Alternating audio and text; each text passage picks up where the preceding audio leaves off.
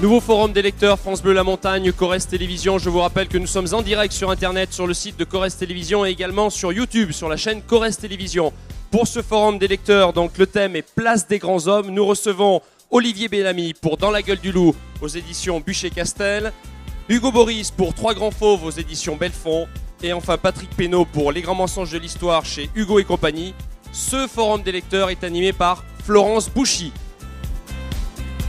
Une rencontre intitulée effectivement Place des grands hommes, puisque les livres de nos trois invités se consacrent à ces figures, ces grandes figures de l'art, figures artistiques ou figures politiques qui ont joué un rôle dans l'histoire tout à fait particulier. Alors ça donne des livres assez différents, plutôt sur le mode de l'enquête évidemment, avec Patrick Pénaud pour Les grands mensonges de l'histoire. Patrick Pénaud que les auditeurs de France Inter connaissent bien, puisque c'est lui qui anime l'émission Rendez-vous avec X, et les livres dont nous allons parler, les histoires dont nous allons parler sont tout à fait dans cette continuité. Alors ce sera un versant plus romanesque avec Hugo Boris pour Trois grands fauves aux éditions Belfond. Nous allons y revenir rapidement. Romanesque aussi autour d'une figure mais d'artiste cette fois-ci, de musicien, puisqu'il s'agit de Serge Prokofiev avec Olivier Bellamy qui nous présentera Dans la gueule du loup, publié aux éditions Bûcher-Castel. Alors je me tourne d'abord vers Hugo Boris pour savoir un petit peu donc vos trois personnages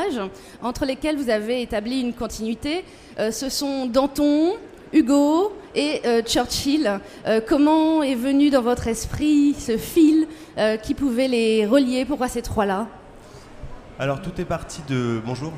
Tout est parti de Danton il y a 13 ans. Je suivais des cours du soir pour préparer une école, l'école Loup Lumière, et j'avais très faim. Et j'avais pas dîné, voilà, et j'ai commencé à divaguer légèrement et à probablement faire une sorte de malaise hypoglycémique. Et dans mon délire, je me suis demandé quelle serait la plus grande ironie pour quelqu'un qui a faim, et j'ai songé que c'était d'être en route pour l'échafaud, c'est-à-dire d'être sur la charrette des politiques et d'avoir ce corps encore traversé par du désir, alors que ça n'a plus de sens et que dans quelques instants la tête va être séparée du tronc. Et c'est seulement dans un deuxième temps que je me suis demandé quel homme politique pourrait, sans que ça paraisse invraisemblable, être le dépositaire d'une telle fin. Et c'est là que j'ai pensé à Danton, qui était un homme d'appétit. Voilà, alors là, évidemment, là, c'est un mensonge, hein, mais...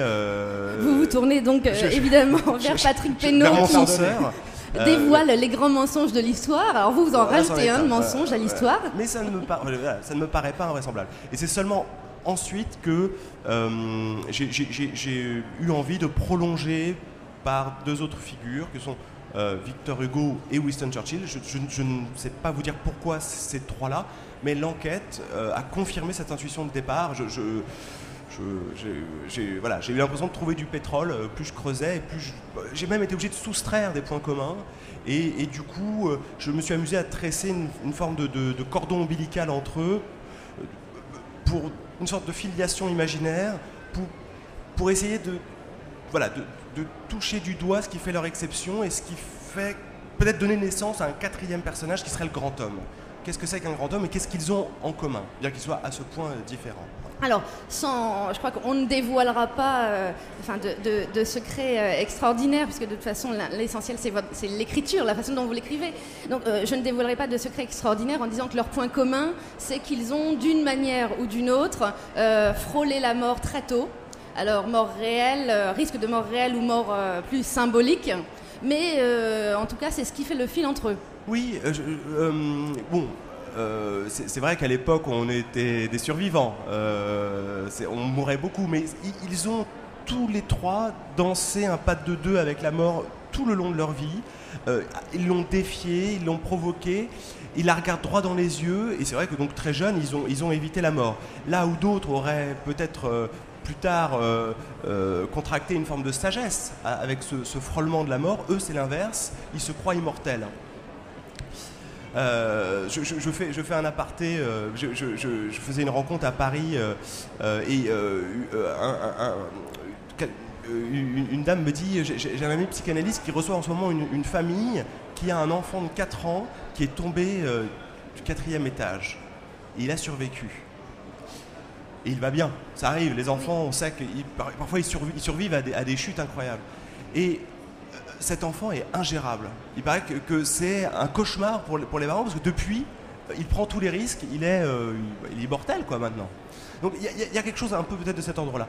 Et voilà, qu'est-ce qui fait qu'on est un grand homme? L'une des raisons, moi je crois que c'est le rapport à la mort. Et j'ai l'impression que ce sont des gens qui n'ont pas peur de mourir et qui mettent leur corps dans la balance. Et là je crois que vraiment, ça rejoint un peu Prokofiev quand même dans son retour en Russie, enfin on en parlera après. Il y a un mot qu'ils ne connaissent pas, c'est la prudence. Ah non, ils sont... Oui. Et je le disais, la mort qu'il frôle est réelle ou parfois plus symbolique, parce qu'on peut être assassiné psychiquement, comme l'a été, et comme vous le dites en tout cas, ou comme vous le supposez, Churchill. Oui, alors Churchill qui a fait beaucoup de politesse à la mort, qui lui a proposé bien des rendez-vous, qui a survécu à de nombreuses balles qui auraient pu le toucher sur le front, qui a survécu à des accidents de voiture, des accidents d'avion, à une noyade, à la chute d'un pont. Enfin, ce type est increvable. Et bien, mon hypothèse romanesque, c'est qu'il survit tout simplement parce qu'il est déjà mort. Il est déjà mort de son vivant, il est déjà mort affectivement par son père qui le méprisait. Voilà. Oui, qu'il a ignoré et qu'il a humilié. Et lui, toute sa vie, s'est agité pour essayer comme ça de guetter, même de manière posthume, un signe d'affection de sa part qui évidemment ne Alors moi, jamais. il y a une scène qui m'a énormément impressionnée dans votre livre. C'est celle où vous faites venir Churchill à l'état-major français. Et on le voit qui croit encore, qui dit mais non, l'armée française ne peut pas être en déroute, c'est pas possible. De toute façon, l'armée française fait tampon avec l'Angleterre et l'armée française est une grande armée, elle ne peut pas céder, et surtout pas aussi rapidement. Et on voit Churchill complètement ahuri. Et puis repartir avec son avion en Angleterre pour organiser la bataille d'Angleterre, parce que finalement la France ne tient pas la route. J'ai été extrêmement impressionnée par cette scène, et je n'en avais d'abord aucune connaissance historique, donc je voudrais savoir si vous l'avez inventée de toutes pièces, ou si on a une trace historique de cette visite éclair de Churchill à l'état-major français. Alors là, j'ai de la chance parce que oui, il y a quand même beaucoup d'archives sur des différents interlocuteurs qui étaient autour de la table le 16 mai 40. Donc j'avais de la matière. Par contre, ce qui est évidemment purement fictif, c'est que je l'ai fait ensuite aller Paul Reynaud et Churchill, carrefour de l'Odéon, devant la statue de Danton, à laquelle Victor Hugo a contribué, parce qu'il a défendu la souscription dans la presse pour l'ériger pour le centenaire de la Révolution. Et je les réunis tous les trois, donc Churchill, Danton et Victor Hugo à ce moment-là. Et évidemment qu'ils avaient autre chose à faire que d'aller à l'Odéon ce jour-là. Mais en tout cas, cette visite de Churchill à l'état-major est avérée. Oui. Et puis en fait, lui vivait. Churchill, parfois, il a des naïvetés d'enfant. C'est quelqu'un de très lucide, mais il vivait dans... Bon, faut voir que pendant l'entre-deux-guerres, lui, il s'est battu pour réarmer la Grande-Bretagne. Il n'a eu de cesse de les prévenir des dangers. Et lui, il vivait toujours dans l'illusion que l'armée française, de toute façon, était celle de la Première Guerre mondiale. Donc il y a un décalage, il a mis du temps à se rendre compte que non, la France allait s'effondrer plus vite que prévu. Patrick Pénaud, je me tourne maintenant vers vous parce que la transition me paraît assez évidente avec ce genre de phénomènes historiques enrobés de mystères qui ont une version officielle, une version officieuse. On sait difficilement quelle est la vraie, et puis souvent elle s'entremêle. Vous, depuis de nombreuses années... Pour rebondir sur Churchill, c'était un formidable menteur. Hein. Il aurait pu figurer dans ce tome-là, il figurera peut-être dans le prochain. Parce que je vous donne un seul exemple, et on en finira avec Churchill. Vous savez que les Anglais avaient réussi à percer les codes allemands pendant la Deuxième Guerre mondiale. Hein, et les codes de la fameuse machine Enigma. Et grâce à ça, ils ont pu, par exemple, apprendre que les Allemands allaient bombarder une ville importante, Coventry. Mais s'ils avaient averti les habitants de Coventry qu'ils allaient être bombardés, c'était le secret d'Enigma qui était révélé. Donc on n'a rien dit aux habitants de Coventry, Churchill ne les a pas prévenus et il y a eu des milliers de morts. Voilà. Effectivement. C'est aussi certainement C'est un mensonge ça, parmi une forme d'autres. de... Je ne sais pas si grand Vous homme, en mais au parlez moins dans le grand livre de politique. Grand homme, mais au moins grand politique, ça va forcément avec une part de ruse. Comment, pardon ? Le grand politique, je ne sais pas si c'est le grand homme, mais le grand politique va forcément avec une part de ruse. Mais bien sûr, le gouverner, c'est aussi mentir. Enfin, savoir mentir. Voilà. C'est différent. Il y a des mensonges, il y a mensonges et mensonges.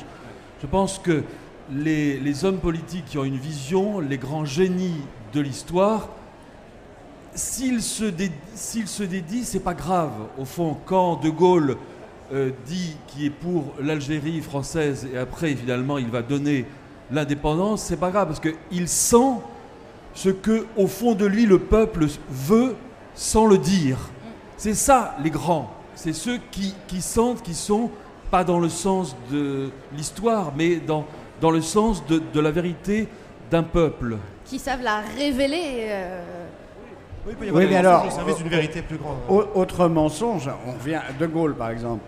De Gaulle, quand il laisse faire ce chantage au putsch au 13 mai 58, est-ce qu'il laisse ses amis mentir ou est-ce qu'il est parti de ce mensonge lui-même? C'est une question qu'on n'a toujours pas tranchée.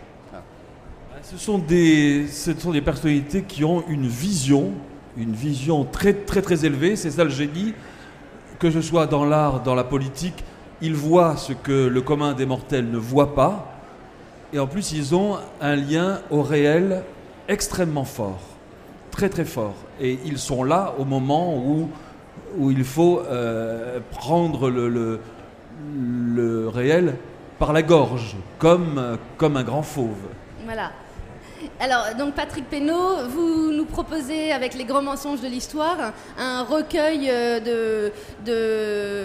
comment dire, je ne vais pas dire d'anecdotes, enfin de faits historiques. C'est très éclectique. Oui, d'événements qui ont jalonné l'histoire et qui ont donné lieu à controverses et sur lesquels on n'a jamais vraiment connu la vérité. Et vous profitez, le mot n'est pas péjoratif ici, de votre proximité avec, j'imagine, Monsieur X, qui est donc... dit-on, un ancien membre des services secrets qui alimente vos connaissances et qui alimente vos émissions sur France Inter et qui, je suppose, alimente aussi la plupart des histoires que vous nous offrez ici. Ce sont des histoires qu'on a déjà entendues sur France Inter ou qui sont nouvelles? Non, bien sûr, il y a des chapitres qui n'ont jamais été traités sur France Inter parce que mon compagnon hebdomadaire me raconte des affaires qui ont trait à l'époque contemporaine, toutes au XXe et XXIe siècle. Et là, quand j'aborde par exemple le baptême de Clovis et le vase de Soissons, il est bien évident que Monsieur X n'a pas de dossier sur Clovis. Donc on peut le regretter, mais... les services secrets français n'ont rien à dire sur Clovis. Non, rien. Mais je peux vous dire quand même, parce que ça c'est une information, c'est que le vase de Soissons n'a jamais été cassé. C'est vrai? Bah oui, puisqu'il était en métal. Et alors, quelles sont, disons, vos sources? Puisque alors, du coup, c'est un travail un petit peu différent de parler de Clovis. Ce sont des sources historiques qu'on trouve aux archives très très facilement, mais ce sont aussi des anecdotes qui m'ont semblé amusantes. Et puis, c'est toujours agréable de débusquer les mensonges, de débusquer les préjugés, de débusquer les idées reçues. Par exemple, il y a un chapitre sur l'an 1000, la grand-peur de l'an 1000. Elle n'a jamais existé, c'est un pur mensonge. D'abord parce que les gens ne savaient pas qu'ils vivaient en l'an 1000, oui. c'est une bonne raison. Et puis d'autre part, la plupart des pseudo-catastrophes qui sont évoquées par les historiens, par Michelet même, ces grandes catastrophes n'ont jamais eu lieu. Et ça vous amuse particulièrement? Est-ce que le terme amuser est le bon ou pas du tout? Ah oui, justement d'aller débusquer tout ça Oui, moi je m'amuse partout à la radio en écrivant des bouquins, oui. Écoutez, c'est quand même la partie la plus agréable de notre métier. Non pas de saltimbanque, mais d'auteur. Si on ne prend pas plaisir à écrire ou à faire de la radio ou de la télévision, mieux vaut faire autre chose. Mais là, et dans cette longue liste d'histoires, est-ce qu'il y en a une ou deux qui vous tiennent particulièrement à cœur ou qui en tout cas vous ont marqué? Oui, plus que d'autres. L'histoire la plus significative parce que elle ressort de ce qu'on appelle aujourd'hui le conspirationnisme ou le complotisme. C'est l'histoire détaillée du fameux complot des sages de Sion, et qui est une pure invention, et d'ailleurs une invention française. Je ne sais pas si on doit en être fier, mais à l'origine, il y a un avocat dont j'ai oublié le nom, qui fait une satire sur Napoléon III. Oui. Ce qui lui vaudra d'ailleurs de connaître la prison. Donc il fait un assez long texte où il démonte la propagande de Napoléon le Petit, comme disait Victor Hugo. Et puis ensuite, ce texte est parfaitement oublié. Et beaucoup plus tard, un Russe qui a connu cet avocat, ou le fils de cet avocat, va reprendre cette diatribe et va en faire le protocole des sages de Sion. Ce Russe appartient au service secret du tsar, et il en fait un monstre d'antisémitisme qui va malheureusement prospérer à travers les décennies, à tel point qu'aujourd'hui encore, dans certaines capitales arabes, on peut acheter le protocole des sages de Sion. Donc effectivement, anecdote, si peu anecdotique d'ailleurs, mais tout à fait révélatrice de la tendance au complotisme qui parsème l'histoire et l'existence de mensonges, de mystères. Oui, l'exemple le plus frappant étant tout ce qu'on a raconté sur les attentats du 11 septembre à New York, hein, où tout n'est pas clair, mais de là à penser que c'est la CIA qui a perpétré ces attentats, c'est absurde. Ou que ça n'a pas eu lieu. Comment ? Ou que ça n'a même pas eu lieu, oui, dans certaines versions. Ou par exemple, qu'il n'y a jamais eu d'avion qui s'est écrasé sur le Pentagone. Voilà. Hein ? Donc imaginez le nombre de... Si c'était vrai, imaginez le nombre de gens qui auraient été dans la confidence. Oui. Il y aurait forcément eu, à un moment ou à un autre, quelqu'un qui aurait parlé. Hein ? Donc on aurait découvert le fin mot de l'histoire. Non, il faut se méfier. Moi, j'ai une émission où j'essaie de révéler quelques vérités comme ça qu'on essaie de cacher, mais il faut se méfier absolument du conspirationnisme parce que ça conduit aux extrémismes et au totalitarisme. Alors, avec... Est-ce oui, que je peux juste rebondir ? Parce que c'est évidemment un sujet très très intéressant, le sujet, et ça nous passionne tous. Vérité ou mensonge, moi je ne pense pas qu'il y a qu'une seule vérité. Et l'inverse d'un mensonge n'est pas une vérité. Je me rappelle dans un film que peut-être tout le monde a vu, L'homme qui tua Liberty Valance de John Ford. À la fin, le journaliste dit: si la légende est plus belle que la vérité, nous publions la légende. Et au fond, il y a dans la légende un fond de vérité qui n'est pas, qui est celle dont le peuple a parfois besoin pour avancer, pour croire en quelque chose, et qui va trouver sa propre vérité. Et il y a aussi cette phrase de Jean Cocteau, et ça c'est l'art, qui dit « Je suis un mensonge qui dit la vérité ». Et au fond, dans l'artifice littéraire, comme disait Maurice Ravel, je suis naturellement artificiel, quand on lui reprochait d'écrire une musique trop artificielle. Il y a une manière dans l'illusion, l'invention, l'intuition, quelque chose qui est peut-être plus profond, plus vrai que la vérité froide des faits, laquelle finalement peut être interprétée de plein de manières différentes. Il y a certainement plusieurs versions du vrai, mais il y a certainement des versions qui sont forcément fausses. Oui. C'est aussi un petit peu peut-être... oui, non, mais c'est intéressant. La vérité est peut-être une, mais en tout cas, elle est très cachée. Et alors, on va quand même en profiter pour faire une transition avec votre livre, dont on n'a pas encore beaucoup parlé, Olivier Bellamy. Est-ce que c'est un petit peu ça aussi qui aurait pu attirer Serge Prokofiev, qui était russe mais installé en France, et il a décidé de retourner en Union soviétique, croyant un petit peu, j'ai envie de dire naïvement, qu'il était un suffisamment grand compositeur, connu mondialement, et puis très très grand artiste, pour que le nouveau régime non seulement le laisse tranquille, mais mieux que ça, respecte sa musique. Vous avez dit le mot qui commence à toucher du doigt le mystère. Vous avez dit naïvement. c'est une interprétation. Et c'est l'interprétation de beaucoup de biographes de Prokofiev qui disent « Mais comment il a pu être assez naïf pour, au moment du début d'une des pires purges staliniennes en 1935-1936, aller rentrer en Union soviétique précisément au moment... » Bon, il y en a eu d'autres.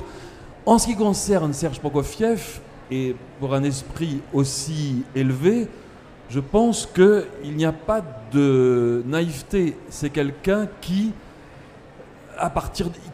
connaît le prix à payer dès le départ, qui sait que ça ne va pas être facile, et ça rejoint aussi ce que disait Hugo Boris, c'est-à-dire quelqu'un qui n'a pas peur. Au fond,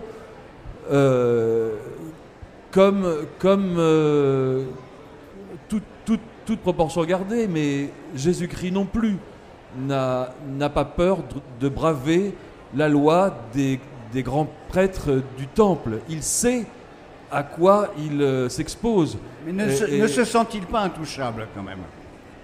Mais il ne peut pas se sentir intouchable. C'est son destin, c'est sa vie. Il va jusqu'au bout de lui. C'est-à-dire que il ne se pose pas les questions en termes attention, est-ce que je vais faire, est-ce que je vais pas, qu'est-ce que je risque, etc. C'est son destin, est absent c'est sa chez vie. tous vos grands hommes. Sinon, s'il commençait comme nous au moment où nous faisons un placement, est-ce qu'on prend des 6 caves ou machin, si j'achète un appartement, et si non, c'est je dois faire ça. Mon tempérament, mon sang, mes humeurs, ma vision du monde, eh bien tant pis, s'il y a un prix à payer, je le paierai, mais je resterai debout, je ne me coucherai pas devant les intimidations. Voilà, l'intimidation, ou simplement les changements de mode, ou l'air du temps, ou des choses comme ça. J'ai une question pour Olivier Bellamy. Justement, est-ce que le fait qu'il reste debout et finalement il est assez peu lui-même, il paye, ce sont ses proches qui payent le prix. Lui, évidemment, il le paye aussi indirectement, mais finalement il est assez peu atteint. Et est-ce que, d'après vous, il est juste passé entre les gouttes, ou est-ce qu'effectivement c'était son attitude de départ qui fait qu'en effet, du coup, on ne l'atteint pas? Est-ce que vous voyez C'est extrêmement difficile à dire, mais il est comme Don Juan ou Don Giovanni dans l'opéra de Mozart. Il va jusqu'au bout. Alors ça fait énormément de dégâts, mais en tout cas, voilà. Il est inflexible. Mais alors, c'est vrai que ce sont ses proches qui paye, mais sa femme, d'une certaine manière, moi je trouve que c'est l'un des grands personnages du livre aussi, parce que elle est exactement comme lui. Alors évidemment, elle n'a pas son génie musical, et en plus elle a une conscience de femme à cette époque-là, mais je pense une femme qui a des enfants fait aussi attention à ses enfants, et elle est très admirative de son mari, et elle est aussi quelque part, d'abord elle est une artiste et elle est une enfant aussi. Ce sont 2 sales gosses qui n'ont absolument peur de rien, et justement au moment où je la fais vivre, au moment où Francis Poulenc leur dit mais n'y allez pas, c'est une catastrophe, etc.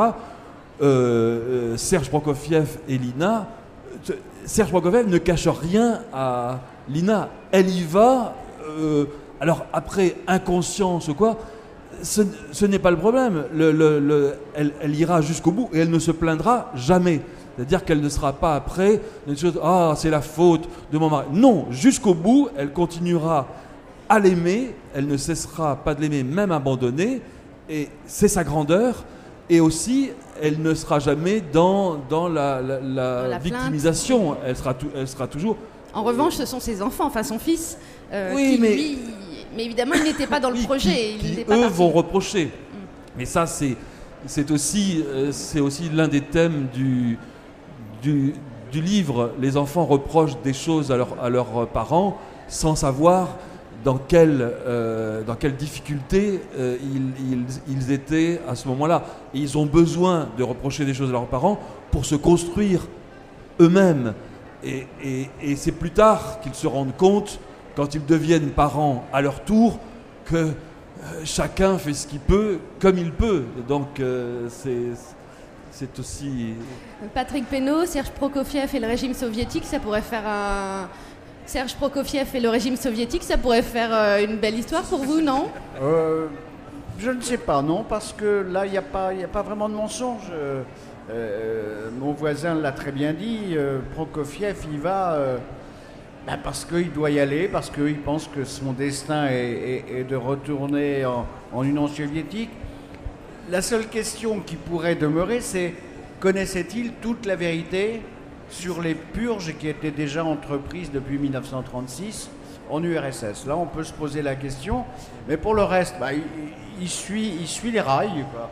Et parenthèse, il y a une très belle anecdote dans le livre d'Olivier, c'est qu'on apprend que Prokofiev, quand il était à Paris, jouait au train électrique. Moi, je trouve ça formidable.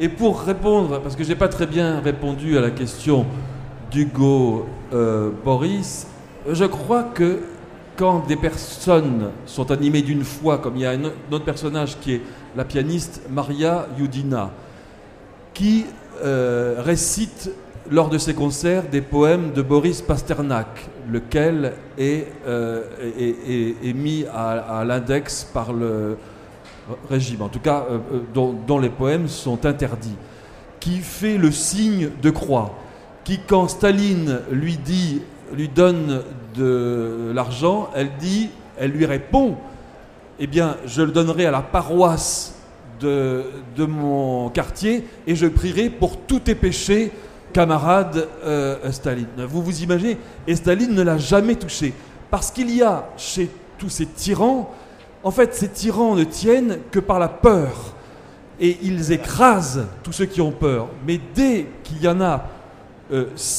qui ne les menacent pas, évidemment, parce que ce n'est pas Maria Youdina ou Serge Prokofiev qui peuvent menacer politiquement, mais qui en tout cas, qui n'ont pas peur, qui le regardent, non pas en baissant les yeux, mais comme ça, il y a la superstition des paranoïaques et des tyrans qui fait qu'ils disent il y a quelque chose qui m'échappe, que je ne comprends pas, ce type, et donc je ne vais pas y toucher. Je vais faire comme ça, je ne vais pas y toucher, je vais au contraire le préserver, comme le fou du roi, au fond, comme les rois avaient leurs bouffons qui leur disaient la vérité et auquel ils ne touchaient. Il doit avoir quelque chose de spécial s'il ose me regarder dans les yeux. Merci à tous les trois, merci à Olivier Bellamy donc pour Dans la gueule du loup aux éditions Buchet-Chastel, merci à Hugo Boris, Trois grands fauves aux éditions Belfond, et merci à Patrick Pénaud et aussi à Monsieur X qui n'était pas là pour Les grands mensonges de l'histoire aux éditions Hugo.